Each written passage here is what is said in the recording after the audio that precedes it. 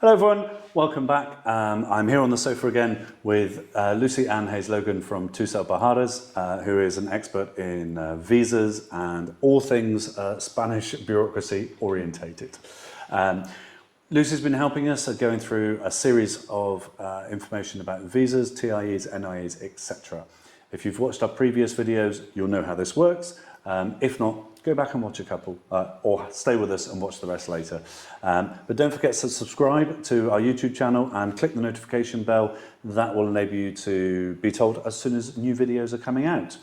So welcome to the sofa again today. Thank you. Today I understand you would like to explain more about what's known as the Golden Visa, Yes. but is actually the Investment and Entrepreneur Visa. Is that correct? It is. Yeah. A lot of people have been messaging the consulate and asking for golden visas and they have no idea what they mean. Of course, yes. It's just a generic term for a different visa. So we'll refer to it today as the Golden Visa because that's what everyone calls knows it. as, yeah. But for those at home, write this down. We'll put it underneath as well. It's the Investment and Entrepreneur Visa. It is. Okay, I can see why everyone calls it a Golden Visa. It's Less a lot mouthful. shorter.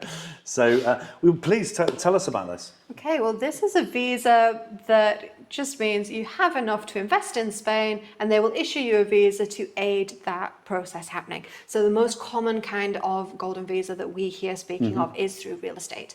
Yes. If you spend 500,000 on real estate in Spain, it can be multiple properties, but Yes. it has to total that amount. One thing that's really important, I would also like to state, a lot of people who haven't applied for residency were thinking about applying for this visa because they have property that totals this amount.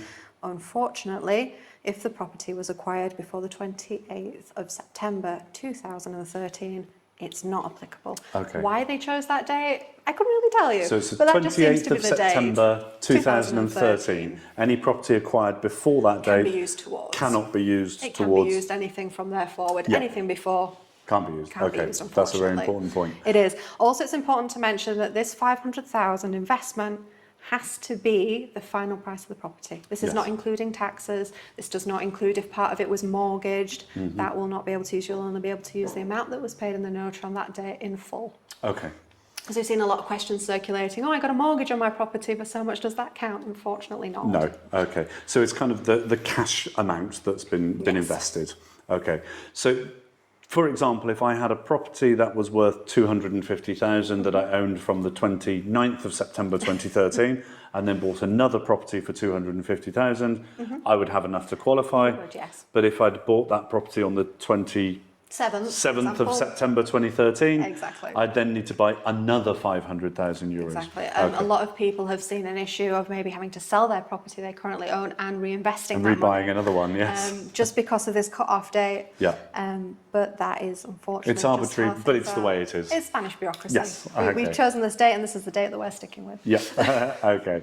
But it is possible to sell the property you've got, buy another property for the same amount, Yes. and that would count because it was after that date. Also, that's something that's really important to mention is if you bought a property, say with a spouse, your value of that property will only be the percentage that belongs to you. So if you divided Okay. it 50-50, only 50% of that value is yours to accredit towards a visa That's very application. important, yes. Okay. So if two people were applying for a visa, they could only use half each, but if one person was applying, they can still only use And they can half. apply for a beneficiary to apply onto their visa, but it is something to keep in mind if you're buying a property now and you're looking to apply for that golden visa, to purchase maybe the property in one person's name and keep it like that for the first 5 years. Because after you've applied for 5 years, you've done the renewals, you then apply for permanent residency here in Okay. Spain, where you don't have to worry about proving the funds, you don't have to worry about the standard consulate paperwork, you just become a standard resident. from Okay, there. so it sounds like that's a little bit complicated and might need some expert advice from yourself on individual circumstances. It so is, as most if you're watching things. at home, speak to Lucy. She knows her stuff. It's just one of those things, I'm afraid. It's very personal, and with it being such a large amount of money as well, you want to make sure you've got it right.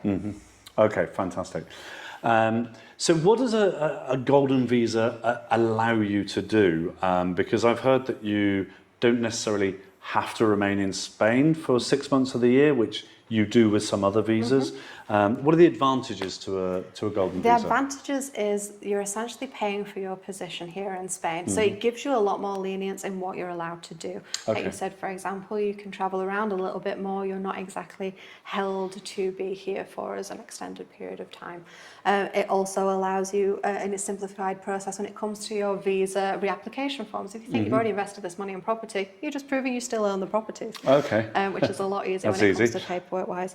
The requirements also are a little bit less than what we see in things like non-lucratives, etc. It just kind of comes with a plethora of advantages, which we're always more than happy to discuss with any clients who are thinking of applying for this kind of visa. Yeah, I think this one is quite specialist, isn't it? It's So very it specific. needs to be for the right The person. most common kind of investment we see is real estate, but it can be into Spanish business. It can be into several of the different departments that I'm more than happy if anybody is thinking of acquiring this visa or has invested in the past in Spanish businesses, etc. You know, please don't hesitate to send us a message. Let us kind of guide you through the amounts and the dates. And so I understand with the entrepreneur part of the investment and entrepreneur visa or the golden visa, that it's actually quite complicated when it gets outside of just property because there's various things that are included or excluded. Exactly. And yeah, That's why it's just easier to best to contact a speak to you. professional Yeah. and just say, hi, I'm thinking of applying for this visa. What applies to me? What doesn't apply for me? This is my Yeah. personal situation. And something we always say to us Albujarras is we'd rather have a quick phone call and just say, okay, explain to me your situation. We've got a clear picture Yeah. rather than ever it just be one email and a few guesses because you Yes. can't guess with these kind of So, things. remember, it's good to talk. I'm not sure if we're allowed to use that. That was a slogan We'll for a see. BT advert years ago, but it still holds today. So that's great. Thank you for clarifying some of the points there. So for everyone watching, don't forget to subscribe, click the notification bell to get updates on the remaining videos or the other videos that are coming. Lucy, thank you for your time today. We'll be back with another video very soon. Goodbye for now.